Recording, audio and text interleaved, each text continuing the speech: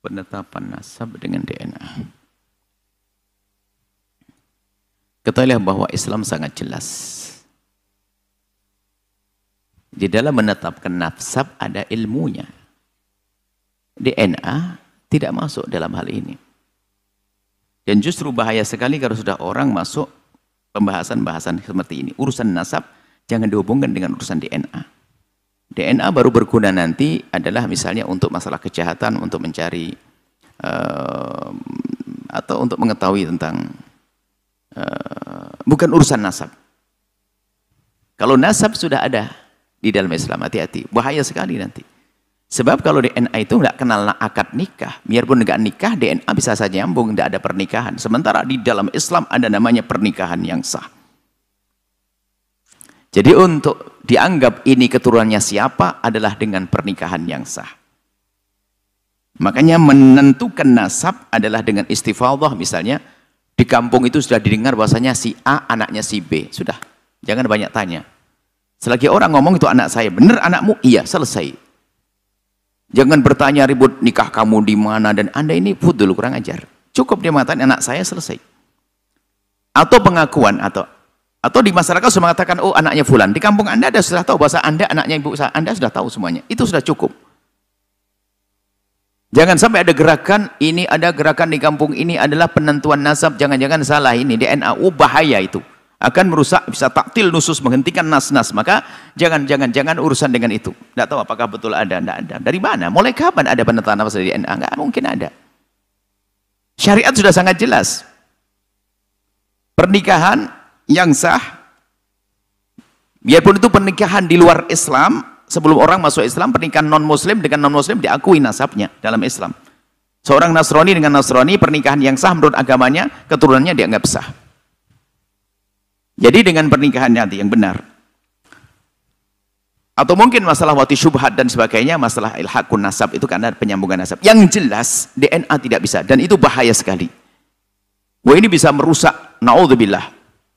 Bisa menjadikan orang meninggalkan syariat gara-gara ini. Belum lagi masalah DNA itu sudah kita putus, nggak boleh, nggak ada penetapan nasab dengan DNA, sudah selesai.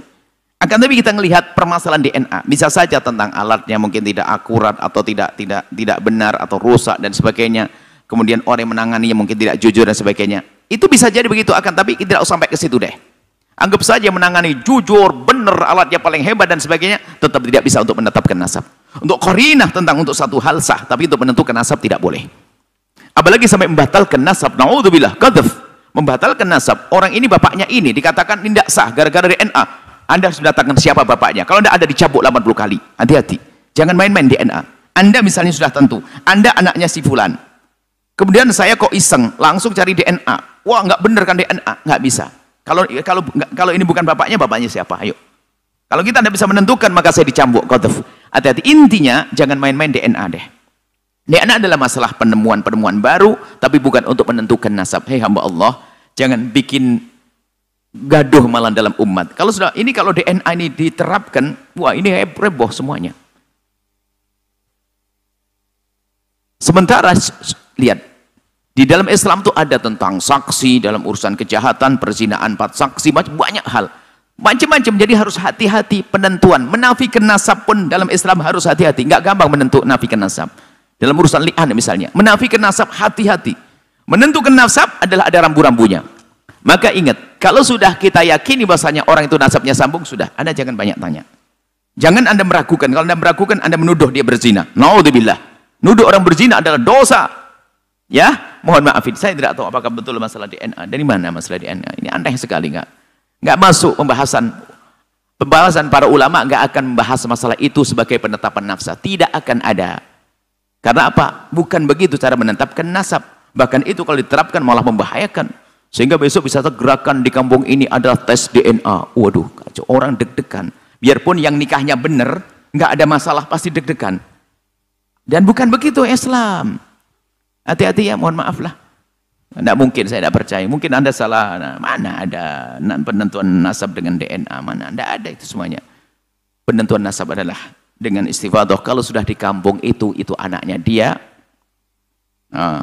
maka itu selesai. Jangan. Jadi tidak diperkenankan sama sekali menentukan nasab dengan DNA sama sekali.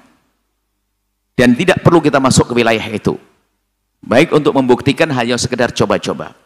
Karena kalau sekedar coba-coba, kalau giliran salah, maka kita akan suudzon kepada bapaknya sendiri. Na'udzubillah. Dan jangan berkata tidak mungkin salah. Oh tidak. Masa mungkin salah? Sementara dalam Islam sudah sangat jelas ya. Mohon maaf ya, jangan main-main urusan itu lah, nggak ada lah. Nggak akan ada dibahas masalah ini. Semoga Allah menjaga kita pada sesama tetap indah, husnudzon. Jangan sampai kita duga tetangga kita zina, itu kan zina, DNA-nya nggak cocok, itu zina, na'udzubillah. Bahkan rancuh dunia ini dengan hal yang semacam itu. Cukup syariat Islam adalah indah, menjaga semuanya, insya Allah. Jadi kesimpulannya tidak perlu dan jangan sampai yang demikian itu. Termasuk dulu kita pernah sampaikan, mengetes tentang keperawanan, nggak boleh itu semuanya. Itu dari pemikiran dari mana ngetes keperawanan?